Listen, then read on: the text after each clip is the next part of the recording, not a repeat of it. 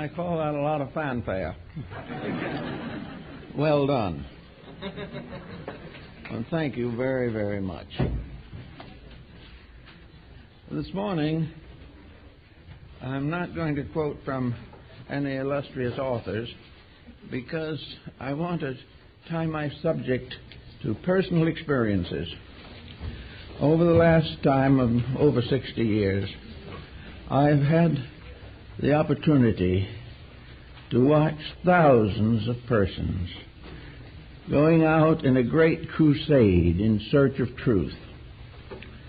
They almost remind me a little of the medieval crusades, in which persons in every walk of life, every degree of intelligence, set out on that great pilgrimage from Europe to Jerusalem. Many got only a short distance and gave up. Others kept on to die in the desert. Still others fought their way through the ranks of the Saracen and either died there or gradually returned to their own lands. A fraction came back.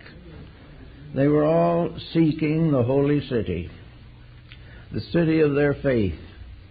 And in spite of every effort for centuries, Christendom was never able to recapture that city. And in a way, this reminds me of the struggle of people today. In every religion, every faith, every cult, and every creed, human beings are searching for the personal experience of reality. They are seeking to come to understand themselves, to find a reason for their own existence, to find that balm of Gilead which has been promised to them. They have come in every color, creed, race, and type, and every degree of intelligence. And yet, with it all, so very few have reached the goal that they sought. Many reached a goal which they thought was what they sought. But after a time it proved elusive and delusionary, and the search continued. The alchemists sought to make gold and also to reform society. The Hermetists studied the secrets of nature. The Greek mystics and philosophers studied the world with the most profound attention and with the greatest benevolence. Many of them came to extraordinary conclusions, but now in the 20th century, these conclusions are ranged against each other, and a new materialism, a new intellectualism has taken over, and a new pilgrimage has been declared, a pilgrimage into the great economic future of a world industrial wealth. Still, the search goes on, the search for peace among nations, peace in our own hearts, peace in our family lives, peace in our national governments. We are still searching for that mysterious integrity which alone can bind up the errors of society. Now, looking back as far as we can in history on this, we observe a certain number of special points of interest, and these include both Eastern and Western thinking, the wisdom of Asia and the wisdom of the Western world combined. And it all seems to sum up in one peculiar inconsistency, namely that the individual seeks something better without becoming better himself. He seems to think of religion as a way of atoning for something, atoning for his own misdeeds or his own ignorance. He seems to believe that if he can become part of an association of religious peoples, that he can drift with them into the better land beyond. But actually, we are today no closer to that which we essentially seek than we were thousands of years ago, because we have added more to our difficulties than we have to our solutions. And now we all stand in the midst of the greatest challenge we've ever known, nuclear warfare. Now, how all of the good of the past could come to this, how the love and wisdom of thousands of dedicated souls could not prevent this emergency, is a very strange and sad commentary on our way of life. So this morning we want to take up the problem of opening the doors to the inner self, to the reality within us, to see if we can come to a little better understanding of the problems that we face. Those of you who have, in travel, visited primitive peoples may note one interesting point, namely, way back in the beginning of time, there were those who had visions. There were those who had strange beliefs, but these beliefs were supported by extrasensory perceptions. And in those old days, the great scriptures of the world were written. In those days, the great philosophical and scientific footings were laid down. And we have only inherited the skill to make certain improvements upon original revelations. Therefore, the great period of revelation is not now. The great period of revelation gave the world Pythagoras and Akhenaton and Moses, Zoroaster, Buddha, Krishna, all the great scholars and wisdom teachers of the past. Now, why was that the way it is? Why were those days better for the development of wisdom than ours? I think probably the answer to this is reasonably evident, namely, an uncluttered existence. Our ancestors did not have the great ambitions that we have.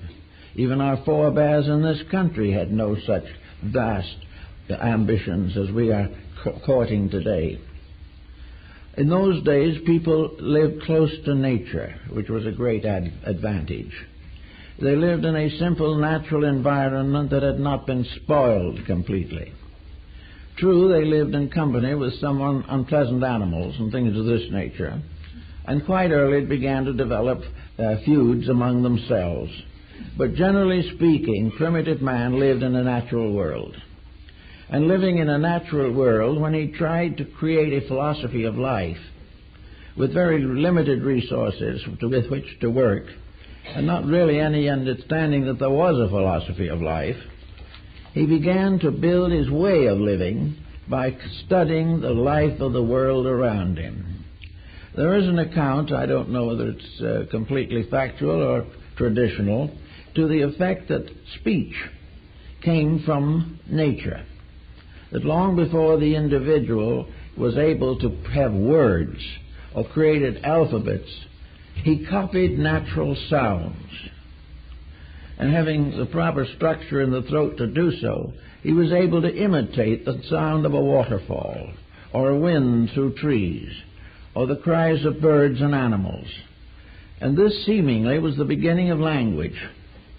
He found it possible to tell his neighbor or communicate certain ideas, feelings, impulses by accepting the sounds of the natural world. He knew sounds that frightened him and sounds that pleased him.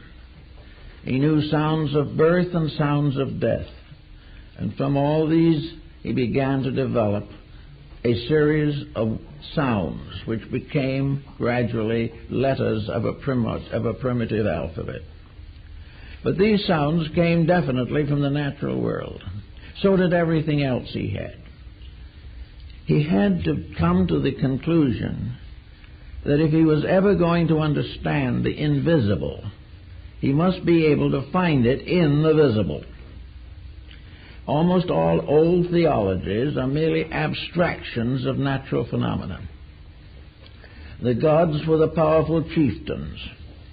All of the rules and laws attributed to deities were the result of human relationships testing the possibility of community existence.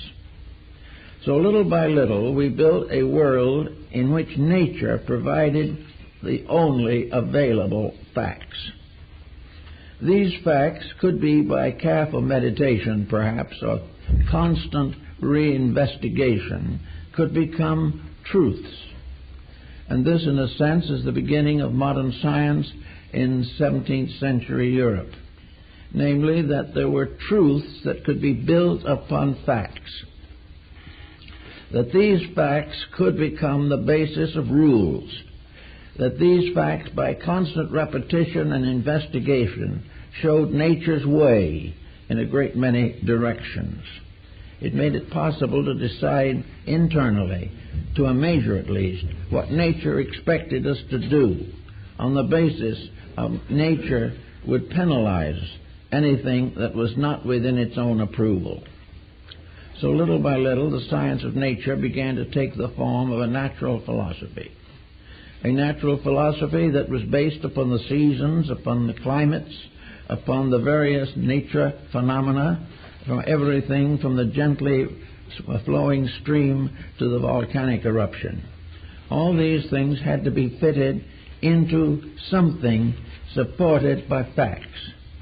And facts were things that you could see, that you could touch, or you could in some way have a direct contact. Now, from facts, the problem of truths resulted in morality. Morality was really the moral interpretation of facts. It was a fact made alive and vivid through experience. The individual taking the fact and working with it discovered finally that it had within itself a meaning, a moral value, that it produced good consequences, that it advanced causes, whereas error nearly always destroyed. So little by little, the truth factor came in. And after a long time with truth, the mind and consciousness began to ascend to a higher level, and this was reality. Reality is, in a sense, the higher octave of truth.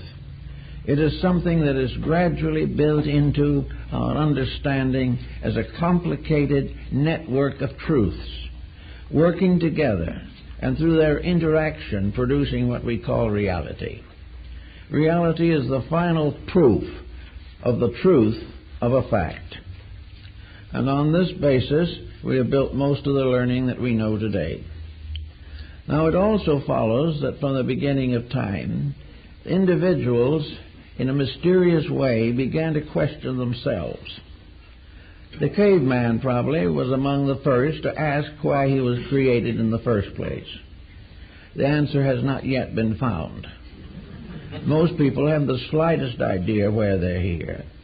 They have no idea where they came from, except biologically, and nowhere near any more from where they're going, except in terms of the mortuary. All of the rest is a noble internal reaction to something. The individual was not willing to accept the fact alone. He had to build it into a moral value which became his truth, and he finally had to accept it and live it and grow because of it, and that way contact reality. So we're going to now question how the people of today or of long ago continued their search for reality. And what did they use to open the doors between the visible and the invisible? How did they expect to attain a concrete, visual, audible reality? Well, in the earliest days that we know of, there were in all tribes and nations certain mystics. And these mystics were persons who were given to strange dreams, visions, curious experiences, which did not limit their consciousness entirely to the common world. Somewhere along the line, dreams became a part of man's structure of searching. A dream had certain technical advantages. It could be described, it could also be experienced, and it could be, in a sense, fitted into the social pattern. A dream might, therefore, pertain to a world or vision or place beyond this life. A vision could be an experience of that which is beyond, a conscious contemplation. Now, of course, for a long time, dreams were considered as symbolic of mystical values.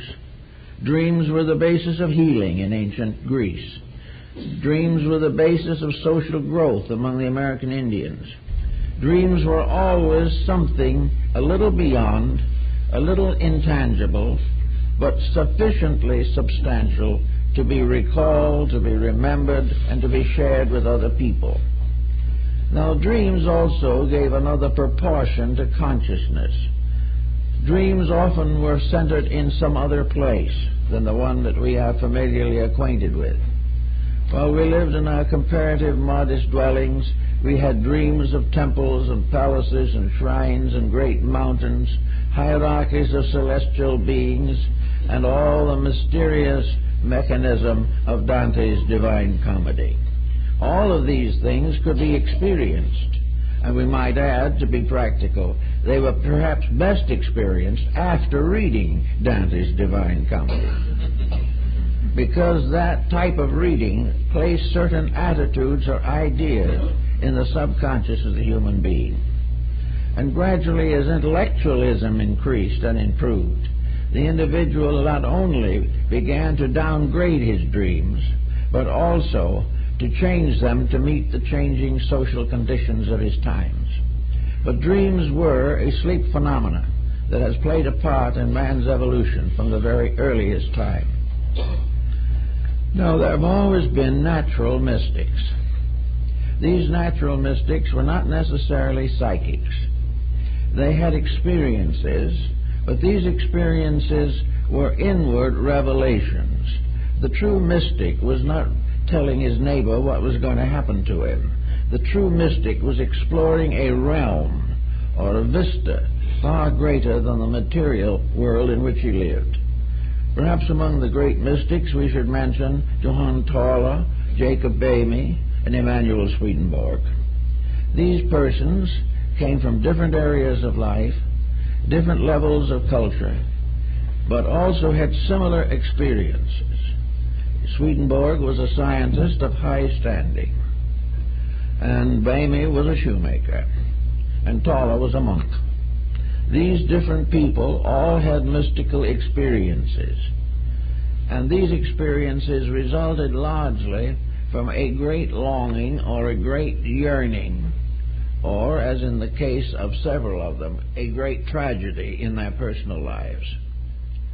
There came a time, and is always a time, when an individual who becomes sorry for himself, perhaps quite legitimately, not simply an emotional state of affairs, but a frustration of the real values of living, that individuals of this type may retire into themselves and live in a world of constructive and idealistic fantasies.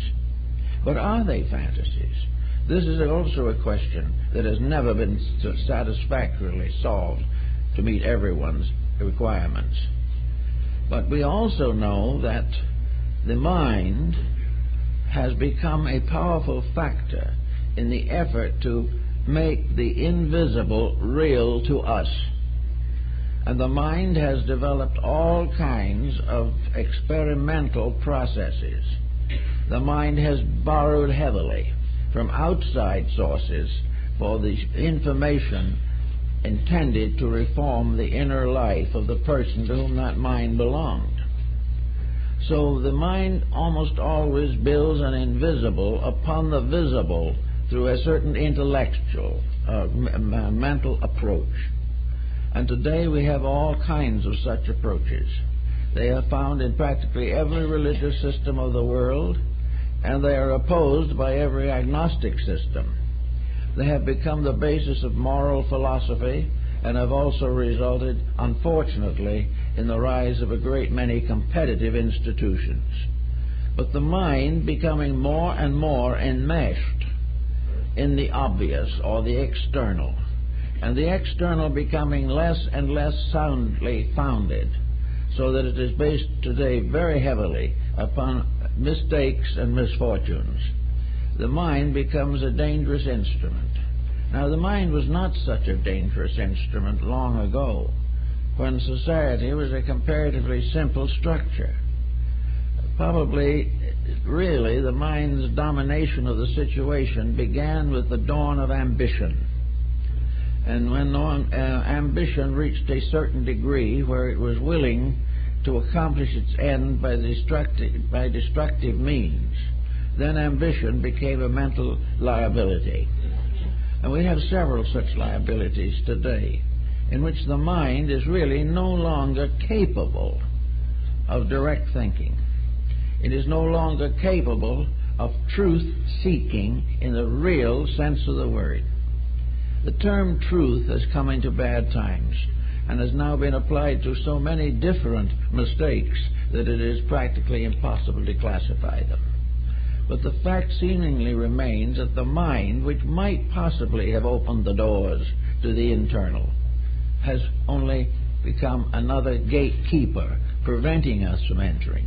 The mind, therefore, guards the gate of the superior as a watchman to make sure that the individual does not outgrow the level of thinking which is common to his society. It is assumed that if he does this, he will be an outlaw, impoverished, and probably disgraced. So the mind guards his outer reputation at the expense of his inner life. Now, with this problem more or less obvious, what have we left as ways of finding the inner? Well, the second way, perhaps, is religion, as expressed through the heart doctrines of many people. Most people who will follow the heart doctrine, basically, are not intellectuals primarily.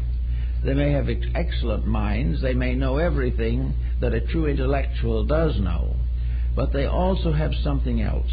They have a dimension of sympathy, a dimension of compassion, and they also have a deep-rooted belief and feeling that somewhere in the great pattern of things, an infinite love is moving the universe. These emotional-centered people, therefore, very often come closer to the reality than the intellectual. In emotion, you have experiences, sometimes disillusionments, sometimes discouragements, sometimes destructive reactions, hatreds, and so on. But basically, the heart doctrine is one based upon the teachings of Jesus or one of the other great benevolent world teachers. It is based on the assumption that the search for the reality of things is the primary purpose of human beings, and to live together in a fraternity based upon the realization of reality is the solution to the social dilemma. So the heart doctrine has had many exponents, and many of them have had, I think, a greater benevolent influence on mankind than almost any other level of instruction. The person who is in friendship and in love and affection some way seems to live on, and live on in the virtues and achievements of himself through his descendants. It is therefore a very important point to make sure that we realize the tremendous significance of religious affections. But now comes the rub. The religious reflections run into controversy.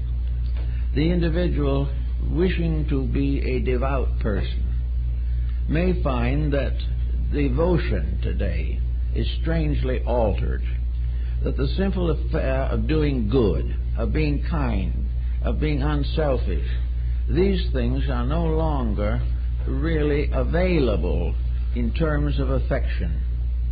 The individual has been cheated too often, he has been imposed upon, and he has also developed ulterior motives within himself that are so powerful that he is really incapable of a pure emotion. He cannot prevent his emotions by being colored, or he cannot reconcile the inconsistency between a noble emotion and an ignoble action. So both exist together in the same person, and this conflict results in a loss of man's affection as a means of liberation. Now, another type of thing, we go down to a lower problem again, but one that's very distinctive, and that is social relationships. The humanitarian, the individual who lives to help the underprivileged, the benevolent person, the person who devotes his life to the service of mankind in one kind of way or another, the devout physician, the devout attorney, the devout industrialist, the individual who basically is unselfish, becomes a servant to physical needs of human beings and also becomes an inspiration to their internal requirements. These all constitute a level of virtue in which the person becomes virtuous through service. And service is, of course, in fact, and in vision and in substance, the noblest expression of man's inner life. But the inner life itself must still be considered. We must try to find out what happens to help the individual to have an inward experience that is great enough to dominate his mental, emotional, and physical attributes, and in that way give him back to the leadership of the best of himself. Plato said that a country is best ruled when the best persons rule. The human being is best governed when the best part of himself leads. Now, some think the mind is the best part, others the emotions, some the physical body itself with its resources. But all of these finally come under the leadership of that which dwells within the body, within the emotions, behind the mind. What is this basis of reality? How are we going to reach it? How are we going to challenge it to come out of its strange aloofness so that it can become available to the person? One thing we find out immediately is that this search has to be personal. There is no possibility of communicating this reality in ways necessary to solve the problem of the individual, except that it be given to the individual with his particular problem. So we have to try to find out how to reach the opening of the inner life so that something superior to mind can become the ruler of mind, and use the mind, the emotions, and the body as an instrument for the fulfillment of a sacred purpose. This we have to try to discover in one way or another. We begin with it, and we begin to see that in ancient times there were various doctrines that were developed very largely for the purpose of bringing the individual into contact with his own higher nature. That there were teachings that taught him to rise above even the highest aspects of his own mind into an immediate and intimate experience of reality. This became a very deep and important problem, particularly with the Neoplatonists and with the Buddhists and several other groups, that the quest for the way to become enlightened. Enlightenment being, in this case, the light of the inner shining upon the outer. It was not the individual holding a candle up before his own mind.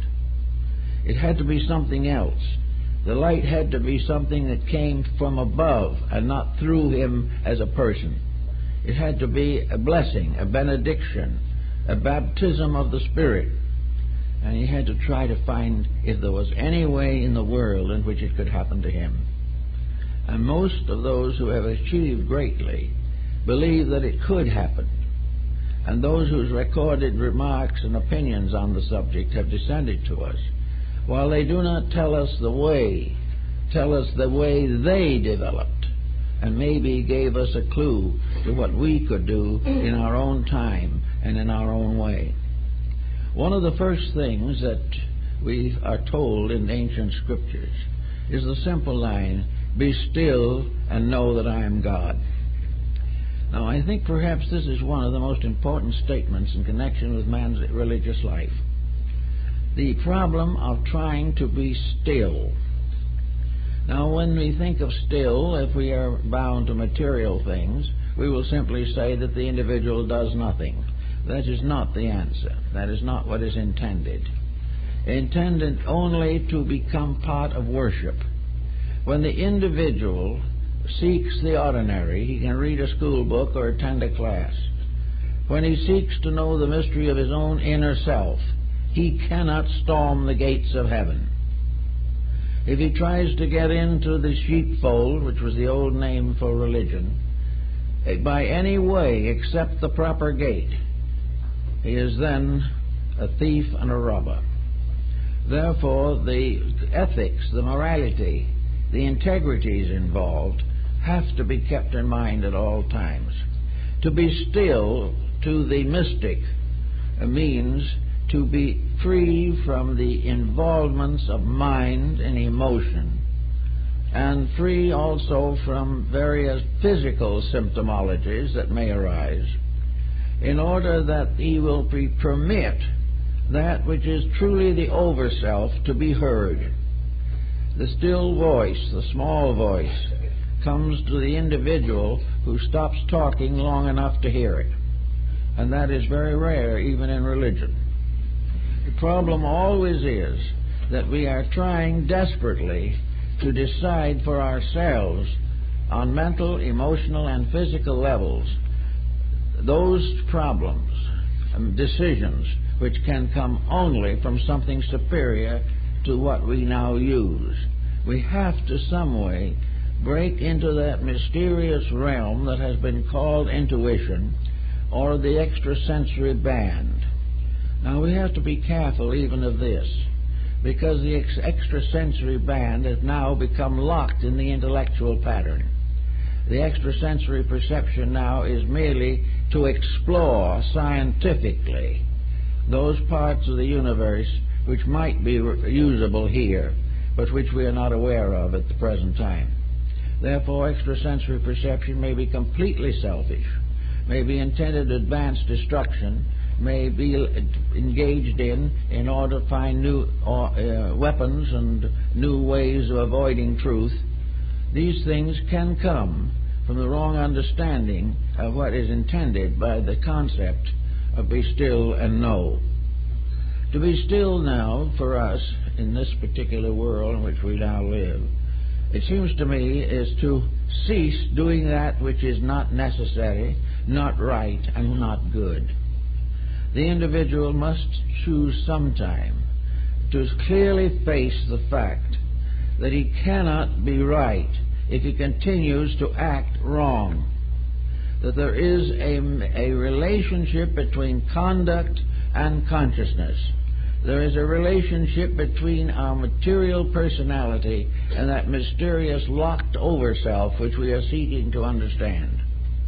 Therefore, it is very necessary to be still in the sense of recovering from all of those intemperances of attitudes by means of which the normal growth of the consciousness is delayed or disposed of entirely. Therefore, if we want to really understand this, we have to begin the process of ironing out ourselves, to get rid of those things which interfere with the natural mistakes of life. I mentioned that one day to a man who came to see me, that if he stopped all these various attitudes that he had, he'd be better off. And he seemed quite unhappy and a little indignant. Well, he said, if I stop thinking about all these mistakes, I'll have nothing at all to think about. Well, that probably is true. But it's possible to imagine that there might be some things to think about that are not mistakes, if we give any ground for such thinking. If we are willing to gradually iron out the impulses and intemperances with which we have burdened ourselves for thousands of years and brought with us in any sequence of rebirth that happens to us. Supposing we say that the individual who wants to get better is trying to grow because the present condition has become intolerable. the person is not satisfied as he is. He is not satisfied in what he has been, but he does not know how to carry himself into the future without dragging this rubble with him. Tomorrow is just another day in which to worry about the problems of yesterday. This whole problem of the continuity of a compound attitude has to be broken up in some way. The person has to be able to be quiet without unhappy thoughts coming. He must be able to be relaxed and think without thinking destructively, critically, or in some way detrimental to all concerned. And if his thinking is so bad he can't stand it, he has got to learn to get over the instinct to take a drink or something and forget himself. The individual trying to forget himself is really telling us he's trying to forget a personality that is impossible. And there is no way of getting away with it except by outgrowing it. Now, some have undoubtedly have been able to drink themselves to death, and hope that by this means that they have accomplished everything that was necessary. While these people belong in believe in the kind of life that we are generally living, they will feel they have got release.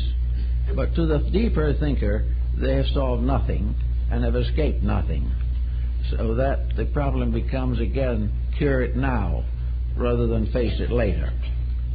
So in the problem of getting started on this inner search, we have to kind of find out that nature, in its own way, our natural compound, is essentially cooperative. The body, with all its natural functions, is really a pretty good creature, considering everything. It has laws and rules which, if we keep them, it will keep us as long as possible. It also has rules that we cannot break. And the moment we begin to reject our responsibility to the body, we're in trouble. We get so interested in what we're doing mentally and emotionally that we wreck the body. And because we have wrecked the body in accomplishing a large personal fortune, we then feel that the wreckage was worthwhile, but it isn't. Actually, therefore, the first laws that man faces are obvious to himself. He faces them in his daily living, but he has learned to carefully ignore the findings. He also has developed a new escape which our ancestors really didn't have, namely that if he couldn't get out of the trouble himself, he could hire someone else to get out of it for him. But it's just as difficult to have another person solve your problems as to have another person eat your food and you be nourished by it. You can't do these things. So we have now the complex situation of people who want to grow, but have already stunted their own growth badly. They want to be better, but they do not know what to do with the mistakes that have accumulated. I think the old mystics had the perfect answer for it. They simply said, "Be quiet and know that I am God." Now, this wasn't a theological type of definition. It is a definition based upon the concept that when we cease to build our own mistakes, when we cease to fashion a giant monster out of our own intemperances and relax, all of these evil things simply fade away for lack of nutrition.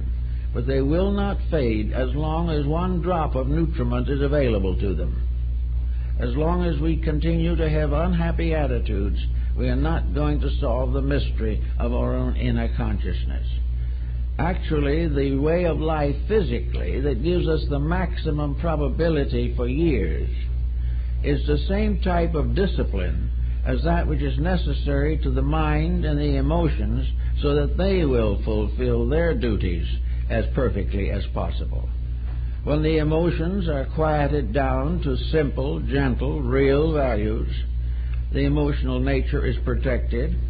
We have no likelihood of trouble with some of the internal organs of the endocrine system, which have particular control over our emotional content.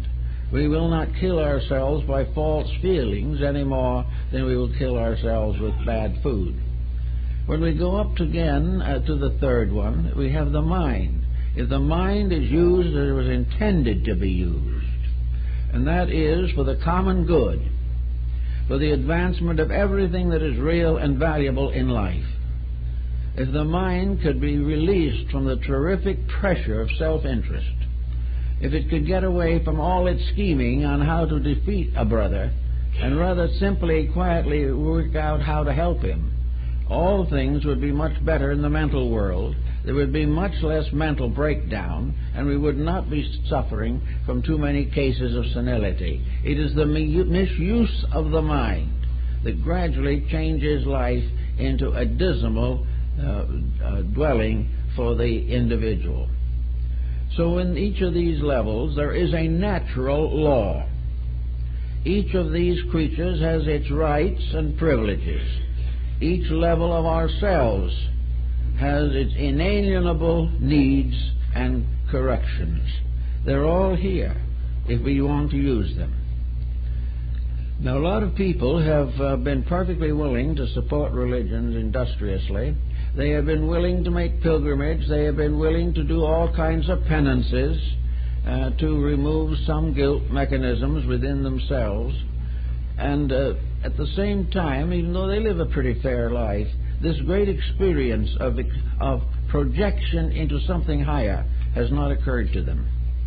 And largely it's a result of not being able to quiet the separate levels of our consciousness on their own levels, and then quiet the relationships of them to each other.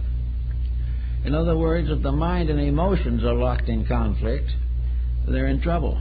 Wherever there is conflict, there is a kind of destruction. There is a false motion. Wherever there is an obstruction, there is a decay of values, a disintegration, an infection, in which something becomes sick. All selfishness is sickness, no matter what you want to call it. All jealousy is sickness. These things are just exactly as serious as sicknesses as are the ordinary physical ailments which we may or may not be able to cure. This problem, therefore, is to get rid of the sickness arising from the misuse of powers, faculties, and principles within ourselves. Unless we're able to do this, we're going to stay right in trouble just the way we are. But the worst part of it is, we may be a good church member while we're in this problem. It has never occurred to us that religion demanded anything more of us than allegiance. It was like a parent who demanded that the child obey, but did not necessarily contribute to any enlightenment in the purposes of obedience. The religious association which washes away sins with baptismal water has not gotten to the point where it realizes, or bad people realize, that they have got to wash their own sins away all too often with their own tears. So there is time to get at some of these values directly. If the person wants to be born again in the theological sense of the word, it isn't that he simply accepts a religion. To be born again means to not make the same mistakes again. It means to clear the slate. A new birth means to start out with a fresh, clean, honest mind, without carrying anything from the past that was destructive or against the Ten Commandments or against the Sermon on the Mount. Everything that is detrimental must be left aside. It must not be carried forward. Yet the individual may be born again and still be in some business which is highly competitive, or in a family relationship in which tyranny dominates, or children are neglected, or the older members of the family are ignored. All of these things are not assumed to interfere with being born again. But to be born again with them is to be just the same as you were before. Instead of a new birth, it's just a new name for the same old things that you always problemed. Now, out of this, there's something more, though, than just keeping the moralities straight. straight. It is part of this business of being quiet. Every agitation, every intensity of negative attitude is dangerous to the inner life of the person. Therefore, we say that when we want the individual to be still and know, we want the individual to change his entire basic formula for life. It doesn't mean he can't speak. It doesn't mean he can't have ideas. But he has to have only things that work together for good. The body, mind, emotions must be brought into harmonic relationships. There must be no discords in the compound of the person. It doesn't mean he necessarily is awfully well advanced. He isn't perfect. He isn't above making an occasional mistake. But when he makes a mistake, he knows it and he's sorry. And when he's not too wise, he may be much deeper in the mysteries of his own inner life. So the problem is that in stillness now is the end of conflict, not the end of function. It is that no longer will the individual be in a continuous disturbance with himself. He will not regret what he did yesterday and build a new regret today. Pythagoras advised this doctrine of recollections to accomplish freedom from habit patterns. He advised his disciples that every day they should live their lives over again backward for that day. See what they did right and what they did wrong, and determine to correct any mistake that was made during that day. Recognize it, correct it, and outgrow it, and reach the condition in which it would not be repeated. So what we're asking for, really, is a good-natured person of kindly disposition who has managed to get over griefs and grievances, who is able to live in pleasant relationships with other people, who is not jealous, who does not tear down reputations, and doesn't lock in feuds with anybody, who holds no violent dislikes over subjects they do not understand, do not take sides on problems they do not know, but whatever happens, remain open and ever watching for the good, and watching and rewarding only the best of their own conduct. This means a more or less simple life. One way that the medievals found to gain this simple life was by joining the clergy. They became monks, lived in monasteries, worked in gardens, spent most of their time in prayer and meditation. But this didn't work quite well either, for in this case, the isolation was the individual arming himself against himself. He was determined to destroy the opportunities to make mistakes and gain virtue in that way. It's not done that way. It doesn't work. The individual does not recover from his mistakes because he locks himself away from temptation. Because temptation is still there, and all kinds of internal pressures affect him and afflict him even while he is in a monastic existence. The answer to the whole thing was, stay in the world, but be able to live your own inner life without worry and fear, and if other people wish to ridicule it, let them. But do not resent their ridicule. It's not worth it. Do that which your inner life tells you is right. And in order to do that, you have to get a message. Now, messages coming from the inner life are often mistaken. Very often what we consider to be a vision is merely a way of supporting our own personal attitudes. When visions begin to support our right to be wrong, we have a good reason to question the visions. Visions can be nothing but nightmares. They can be nothing but psychological expressions of our own defects. They can reveal to a clinical trained psychiatrist or psychologist just what is wrong with our dispositions and why we're in trouble. This type of vision or dream is of no basic value except as a warning. and the individual does not need to have an elaborate analysis of this. For if he has pressures, he will have dreams. And most of the dreams will be related to his pressures, either justifying them or trying to help him to fulfill the things that have created the pressures. So we don't go on that level.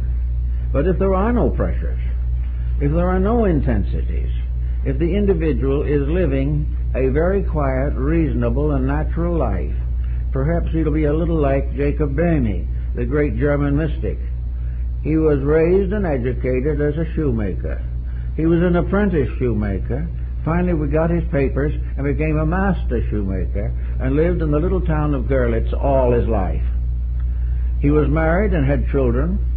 He attended the Lutheran Church, and he was a very simple person with only the education possible from a local school, which probably taught him only enough to read the Bible. So this man quietly, peacefully made a strange compact with himself. He resolved to live as best he could in his simple way, the best he knew. And he was a very quiet man and a very charitable man. And when the Lutheran Communion turned against him, very bitter, he never for one moment showed the slightest resentment. While they were denouncing him in the church, he was sitting in his pew and listening to it. He was unwilling to even pick a quarrel with the men who were accusing him of heresy. Fortunately, at that time, the Inquisition was not in control in Germany, so all they could do was downgrade him. But actually, in this very simple family way, they say a very wonderful father, a faithful husband, a good friend, and an absolutely honest craftsman who marked every shoe he made and guaranteed it. To this simple man came some of the most extraordinary visions recorded in history. One day, while he was working in his shop, he had a chance to look up, and he saw a ray of light striking a pewter plate on the wall. This ray of light struck him in the eyes, and in that moment he had a vision of another world. And this vision he had of another world had none of the peculiarities that we associate with sectarianism. It was a world which he had not even a terminology for. He borrowed all kinds of words from his friends and neighbors because he had no words. He also was able to gain some terminology from alchemy and astrology and other subjects, but he used them always in his own way, not the way they were originally being used in the communities. Little by little, Boehme discovered in himself a strange and wonderful truth that was the basis of all his thinking and all his living. He said that in the very beginning there was nothing in the universe but peace, that this peace reached everywhere, and everyone was in peace with everyone else. And they talked to God, and God answered them in the voice of a small child, a very gentle child, not much older than themselves, because he was speaking to common people and not to great scholars. And they were all peaceful until along came Lucifer. And Lucifer was self-will, and by self-will fell the angels. And when Lucifer asked deity for certain privileges, he was a faithful cherub at that time, God spoke again in the voice of the little child and said what was necessary. And Lucifer said, "Oh no, I don't like this. I don't want to live in a universe that is ruled by a small child. And if the deity can't speak out the great and glorious words I want to hear, I'm going to take over the job." Remember, this is in Low Dutch in Germany. So he said, "I'm going to take over. I'm going to run the universe now." So he challenged deity. He said, I'm not going to do these things. If you're just a puny little deity living in space without anything around you except a baby voice, I'm going to show you how to run this thing. And at the moment that he said that was the moment of the great disobedience. And in an instant, the heavens completely changed. Everything changed. The sky was filled with great spiritual powers. In the midst of them was seated or placed the ineffable deity, with all power, all splendor, all skills, and a thunder and rumbling voice that could be heard everywhere. And it is thus that the pride of Lucifer opened the abyss of the self, opened the world of sorrow and pain, because he had tried to take over the management of the universe, and because he could see no God until he disobeyed, and then the whole glory of heaven broke upon him. Now there's something about this, it's almost a beautiful myth or legend that can be carried right on down. For the man taking over the universe because God didn't seem big enough to handle the job is something that we all might think about occasionally. Also in all the problems that we have. When we think of the universal divine plan as too weak to handle us, to take care of our problems, so that we have to suddenly become helpers in this deal, we may get into serious trouble. But Bamey was essentially a great mystic, and he pointed out that when the human being becomes aware of the realities and uses them properly, the great grief or the great sorrow fades away again, and man and God live together in infinite community, always man obeying that which was eternally ordained to be obeyed. So in this way, Bamey had his statement of silence, of peace, that was disrupted by the rise of human faults, human emergencies, and the forever human optimism and complacency. So that to be still is to know the universe as stillness. To be still is to hear the voice of God and the voice of a small child. To disobey is to bring down upon oneself the thunder of an absolutely immutable power. To obey, we do not know there are laws. When we break them, we discover to our sorrow that we have not been very wise. So we're going to try to think in terms of a quietude that is free from ulterior motive. And this was what Zen attempted to do in India. And this is what Taoism attempted to do in China. This also is the mystery of Neoplatonism and the ideals of Pythagoras. It was the idea that man only comes into trouble when he does it wrong. As long as he is right, he doesn't know there are any laws, because by keeping them perfectly, everything is serene and well balanced. But the moment self-interest takes over, the power of the abyss is loosened upon us. So we think now of quietude as just quietly doing the things that are right, peacefully doing the things that must be done in peace, and performing all good deeds in the name of the one sovereign good upon which we all depend, and from which we must gain all our life and resource.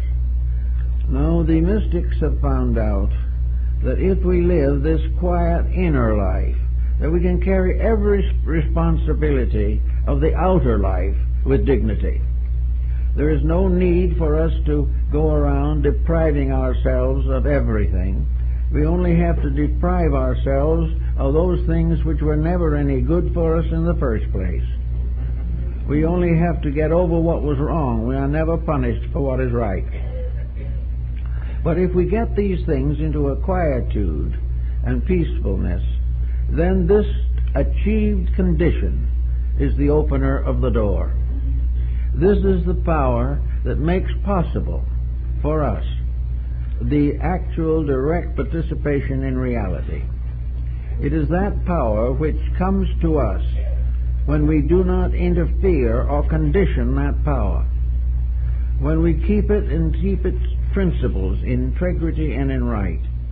We are like what the Chinese sages said, that in the ancient days the wise slept without dreams. There was no dreaming about mistakes or therapeutic dreams. There is simply a great quietude. And in this quietude, a perfect peace, the heavens open, and the reality affirms itself in our lives. The story of the fable of Christ knocking at the door is much in this thoughtfulness. That which is real knocks at the door when we listen. But when we do all the talking ourselves, we cannot hear the gentle voice of truth or note the gentle knocking on the door. It is in peace and quietude alone that we can open the doors. It opens the doors means that we make ourselves receptive to a higher level of consciousness.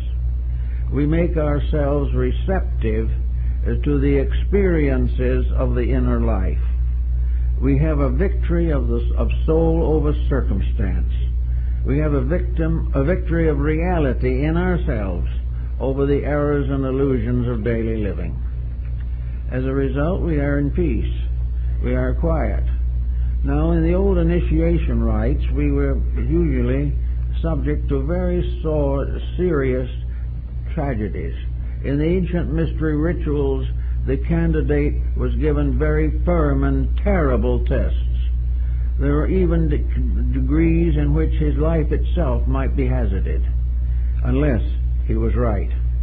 And in all these things, he had to fulfill the great tests of life.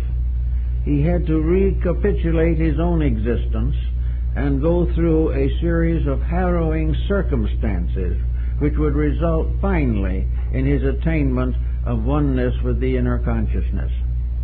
Well, maybe today we're still taking the same rituals. We don't call them rituals anymore. We call them mistakes of other people or inabilities of governors to govern, an inability of the governed to govern himself. All these things we now call blames. Probably they are actually tests, experiences which will never cease until we stop making the mistakes that cause the trouble. There will never be a time when social legislation can prevent the individual from making a mistake. And we can never have perfect leadership until we have an intelligent following. There must be dedicated followers and enlightened leaders. And in every case, the enlightenment means self-victory, the victory of the inner life over the outer circumstances, the outer temptations, the outer beliefs, the outer circumstances which lead to trouble. So the Buddhists and the Zen people, for instance, have a very quiet method of meditation. They sit quietly and they simply allow not a blank to set in. The idea is not to make the mind a blank. The idea is to make the mind a gentle disciple, at the kneeling or seated at the foot of the reality within. The human becomes the chela of the divine, becomes the disciple of that which must always be the leader. And various ways these revelations come to people. Sometimes they may come in an occasional dream, which is a vision, or a real spiritual experience, which is comparatively rare. But all spiritual experiences must be doubted if the individual who has them has not conquered the common mistakes of himself. Anyone who believes an extrasensory experience, who is still incapable of the direct control of his own life constructively, must be afraid of imposture. And any organization that promises the individual that he can become great without becoming good is also a very dubious organization. There can be no rising upward into the higher levels of consciousness except through a kind of meditative discipline. And what is meditation in this case? It is not sitting in a corner somewhere with your eyes closed and your fists clenched tightly. Meditation in this case is the quiet recognition, realization of the values of life as they have been presented to us in daily experience. Meditation helps to bring us a new way of being useful, a new way of solving or helping to solve problems around us. Now, we can say with all meditation practices that nobody can solve anybody else's problems. This is true. Therefore, the fact that we think we are solving them is not quite really true. The part that is beneficial to us is the fact that we have given up something of ourselves because we love someone else more. This is the great gift. And the great gift in turn going to them may give them the courage to see what we have done and do it for themselves. Every individual who becomes happy must make himself happy. There is no possible way of other people making anyone really happy. And any apparent happiness that arises without the control and direction of inner faculties is going to come on the rocks one of these days and be seriously shipwrecked. All these things are part of a large plan, a large purpose, a divine way of things. And in our quietude, in the small voice, the voice of the silence will speak. And the voice will be like the voice of God in Bami's vision. It will be a small, quiet voice, never a thundering of power, never a vast expression of some determination, never a final order descending from on high. But it will be the quiet voice of a gentle person telling us something we ought to know, and telling it as though we were beloved children, and not because we were great people. The recognition of these experiences comes often in various small ways. I know, for instance, one case in which an individual was very fond of a garden. They loved to plant flowers and things of that nature, and they always loved flowers. It was a very kindly relationship. It was a beautiful, quiet relationship, and one day this person, while looking at one of the flowers that was particularly beautiful, had something happen. Suddenly, this flower seemed to speak. It didn't say anything, but it seemed to speak, and suddenly the law of that flower burst into the mind of this very kindly gardener. The law of the flower became a symbol of the whole unfolding of the cosmos. The flower became an infinite symbol of an infinite purpose. And it is. It is a part of a great and infinite purpose. But most of those who look at the flower don't see it that way. But this person saw it that way. Saw the flower as suddenly bursting forth into a perfect symbolism of the universe.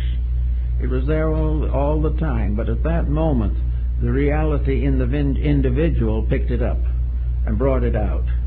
The message came from something beyond the mind, something beyond the emotions, but an infinite impression of reality, which meant that the person had for a moment's contact with one of these levels of higher insight. Plotinus, the Neoplatonist, said that in his lifetime, that only on 2 occasions had he been lifted up into the presence of reality, and that for only a few seconds. But that became the most powerful experience of life, and all of life from then on was never the same as it had been before. The same might be said true of Luther Burbank with his love of flowers and plants. Here's a man who was able, very obviously, to influence flowers and plants. I saw him one afternoon and we talked about these things, and he said that he could talk with the plants, and the plants answered him. And when he said he wanted them to do something, they did it. So several big universities sent classes and students and so forth to see how Mr. Burbank was taking the spines off of cactus so they could be used in the desert to feed cattle. And they did exactly what he did and got nowhere. And he explained that the reason they didn't get the result was because they hadn't talked to the flowers and plants. They hadn't told those plants what he wanted them to do, what they should do, and how they could help by doing it. But if you talk with them and understand them, even in silence, you commune with them, not as little things with a root, but as reality, and wound up in a magnificent little mystery, that they obey. And he told me, he said, the only person I ever had that was able to do it was an old Chinese gardener. He said, this gardener watched me and listened, and from that time on he always talked to the plants, and they did what he wanted them to also. He said, you've got to understand life. Life is not you and nothing, or you and something that doesn't mean anything. And all the flowers and birds and animals and creatures of the universe are real. And to each level of man's thinking, some form of life becomes immediately instructive. And by accepting the instruction, a great new dimension of consciousness is achieved. This is the only way reality can be proven. It can't be proven in laboratories. It can't be proven in anything except all of nature. The very planet and everything that is on it bears absolute and eternal witness to reality. But the reality is not obvious to the person who doesn't know what the term means, or doesn't know what the experience of it means. To us, humanity is a unique thing. Other things are different. We're now beginning to take a little interest in animal life, but at the same time, we haven't found the realities in these things. We haven't found that by looking at the most simple living thing, that we come face to face with a truth, a reality, an inevitable, which we can never influence, but which we can learn to accept and obey. So this is what really opening the door is. This is why the Indian went out and did vigil. He did vigil because he knew that the air was filled with life. He knew that everything that existed was real. Now, he couldn't come back and explain all this to his fellow tribesmen, although most of them probably were sympathetic to it. But the proof of the fact was something else. The proof was that when he went out as a healer and sat and did vigil, the great ones, the true ones, sent symbols to him so that he would know what to do. And far when he was up here with me, he said that a little light appeared somewhere on the earth around him, around a little plant, or a little flower, or a weed, or even some little small animal or creature.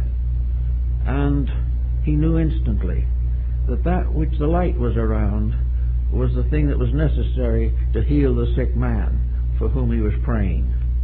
So he took this material, usually an herb, which he had never used before. He had no botanical knowledge, but he had seen in a meditation that this was it.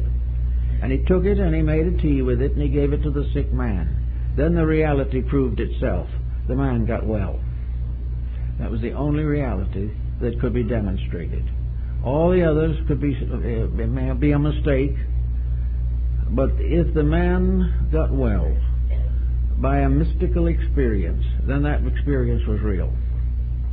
And it's the same all the way along. We cannot get the positive demonstrations that we seek of all these things. The only thing we know is that the closer we can come to reality, the closer we come to peace, happiness, and health. And the further we get from reality, the more rapidly our problems multiply.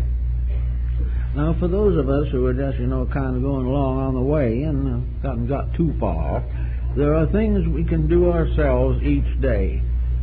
We can begin to quiet the prominent causes of confusion. There is no meditation based upon some esoteric exercise that can ever work if the individual has not accomplished a transformation within himself. This was the highest phase of alchemy. Alchemy was to make gold out of base metals. And spiritual alchemy was to discover the eternal gold of reality in all things, which can be released and brought into manifestation by art. And art in this case is the beauty. It is the skill. It is the wonder by which we do what is right because it is right.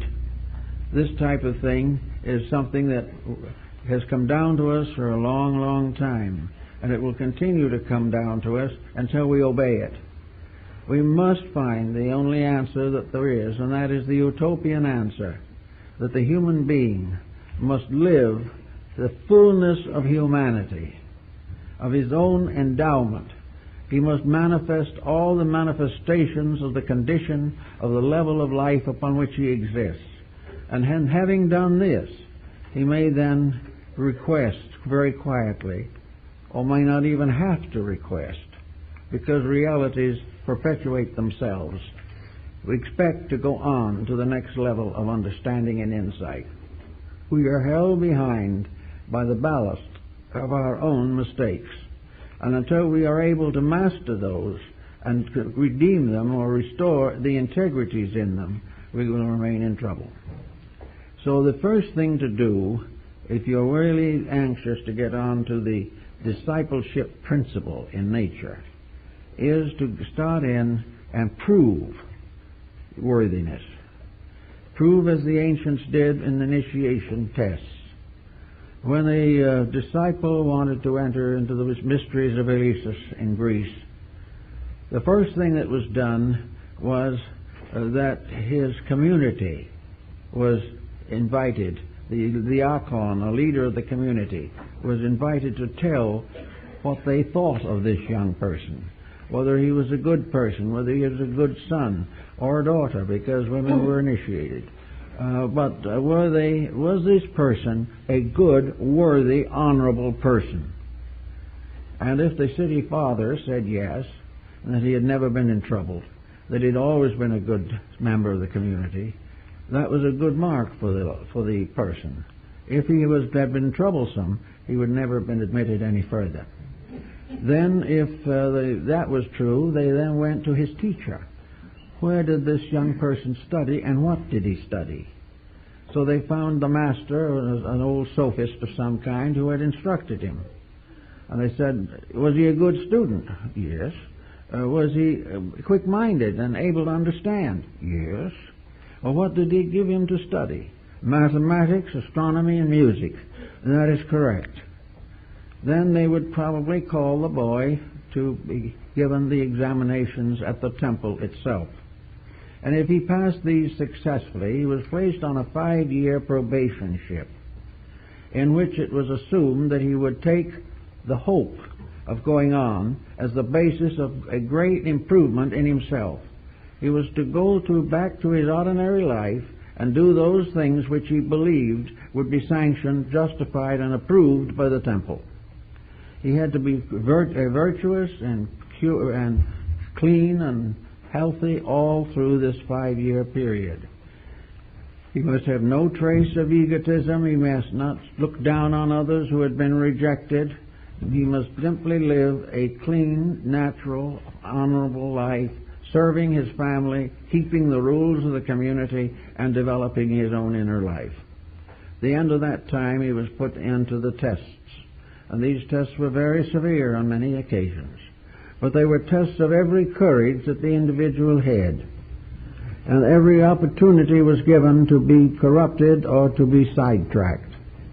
But if he succeeded and lived on and was able to pass the final test, he was brought forth on the porch of the temple and crowned with the laurel wreath and declared to be an official and recognized member of the religious group. This then became something that was so important that in the presence of an initiate of the mysteries, even the king of the country could not remain seated. The divine instruction took precedence over all material honors. And the initiation was more important than to win a great military victory or to attain to be an archon of the state or to become a leader in any external affair. He might win the Olympic Games 10 times, but it was not nearly as much of an honor as to have the wreath of the initiate placed upon him. From that time, he was bound by oaths greater than himself that he would never corrupt, never compromise, never in any way abuse, and never falsely reveal to the unworthy the instruction he had received, and would never use that instruction for personal physical gain. Now, those were pretty rough instructions, but at the same time, they are the type of thing that we must all ultimately face. Fortunately, we don't face it all at once. We don't have to do all that is right at one time. But little by little, day by day, we are supposed to discipline our mistakes, gradually gaining control over them, correcting attitudes that are not conducive to common good, and in this way, by a certain regular order of things, come finally to the point where the interior takes complete control of the exterior, and the individual lives from the root of his own reality, that he is now no longer a person. He is now a great soul in a body. He is an illuminate. He has achieved the end that the physical world can bestow. And he has now available to him all the knowledge of his race, all the wisdom of nature around him, and all the love of the deity whom he represents and who brought him forth. So these are the things that open the gates of integrities. And these are the only ways that the gates of wisdom can truly be opened. And I've got a little announcement I want to make this morning. We have with us a friend who had a birthday last Monday, but we didn't speak Sunday, so this is the first chance we've had. And that is our good friend, Gilbert Olson. Well, many of you know. And Gilbert Olson has been a personal friend of mine for 45 years and has served us here ever since the society was built practically. And today we kind of give him a little note of welcome and appreciation on a little belated birthday party for him. It's not going to be a real party, but it's going to be a chance for those of you who know him to congratulate him on having made it, and also to point out that a big change has come in Gilbert's life. He has left Downey, where he lived for very many years, and he's now moving to Glendale in order that he can be over here more often. So we want you to all say hello for him.